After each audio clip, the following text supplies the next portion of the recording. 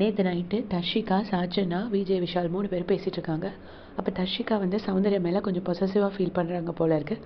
அதாவது விஷால் வந்து சௌந்தர்யா கிட்ட க்ளோஸாக இருக்கிறதுக்கு கொஞ்சம் பொசசிவாக ஃபீல் பண்ணுறாங்க. அதை பற்றி கொஞ்சம் நேரம் டாக்ஸ் போகுது. இப்போ விஜய் விஷால் சொல்கிறாரு, நான் ஷாருக் கான் மாதிரி என்னை சுற்றி கேர்ள்ஸ் தான் இருப்பாங்க அப்படின்னு. அப்போ சாச்சனா சும்மா அடிக்க போகிறாங்க செல்லமாக. அப்போ வந்துட்டு தர்ஷிகா சொல்கிறாங்க, இல்லை அவன் உண்மையிலே அப்படி தாண்டி இருக்கா, நீ ஒத்துக்கலைனாலும் அப்படி தான் இருக்கா அப்படின்னு சொல்கிறாங்க. அதுக்கப்புறம் 2 பேரும் அருண் பற்றி பேசுகிறாங்க.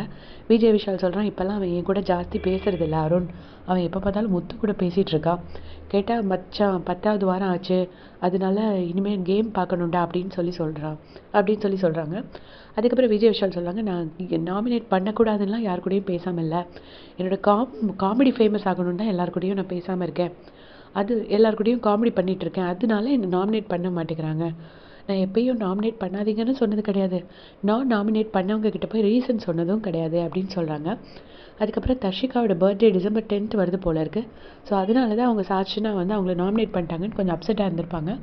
அதுக்கு சாட்சினா வந்துட்டு, ஐயோ நம்ம 2 பேரும் கட்டி பிடிச்சிட்டு தானே தூங்குவோம், இனி உன் ஃபேஸ் பார்க்கவே கில்ட்டியாக இருக்குது, சாரி நான் அது எனக்கு ஸ்ட்ரைக் ஆகவே இல்லை அப்படின்னா நான் உன்னை நாமினேட் பண்ணியிருக்க மாட்டேன் அப்படின்னு சாரி சொல்கிறாங்க.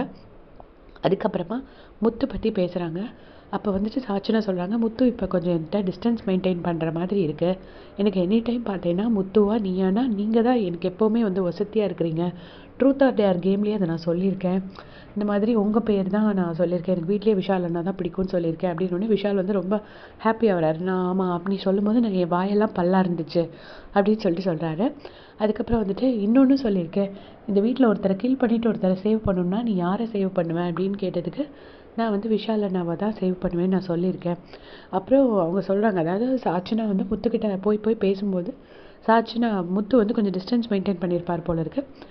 அதனால வந்துட்டு சாட்சினா சொல்கிறாங்க, சரி உனக்கு அப்படி ஒதுங்கி போகணுன்னா நான் ஏன் உன்கிட்ட வந்து ஒட்டிக்கிட்டே இருக்கணும், எனக்கு அப்படி ஒட்டிக்கிட்டு இருக்கணும்னு தேவையில்லை அப்படிங்கிற மாதிரி சாட்சினா சொல்கிறாங்க. ஸோ இதுதான் இவங்களோட மிட் நைட் டிஸ்கஷன். இதை வந்து முத்து புரிஞ்சுக்கிட்டது முத்து ஃபேன்ஸுக்கு ஒரு வகையில் ஹாப்பி தான். ஏன்னா வந்துட்டு முத்துவோட கேம் வந்து சாச்சனாவால் அஃபெக்ட் ஆகுது அப்படின்னு சொல்லி எல்லாருமே ஃபீல் பண்ணிட்டு இருந்தாங்க. ஸோ இப்போ வந்து முத்துக்கு வந்து இண்டிபெண்ட்டாக விளையாட முடியும். பட் முத்து இன்னும் கொஞ்சம் வந்து தீபக் அண்ணா இவங்க சாச்சனா இவங்க மேலெல்லாம் ஒரு அஃபெக்ஷன் வச்சுட்ருக்காரு. ஸோ கொஞ்சம் வாய்ஸ் அவுட் பண்ணுறது இன்னும் பெட்டர் பண்ணாருன்னா அவரோட கேம் இன்னும் பெட்டர் ஆகும் அப்படின்னு நான் நினைக்கிறேன். நீங்கள் என்ன நினைக்கிறீங்கன்னு மறக்காமல் உங்கள் கமெண்ட்ஸில் சொல்லுங்கள். தேங்க்ஸ் ஃபார் வாட்சிங்.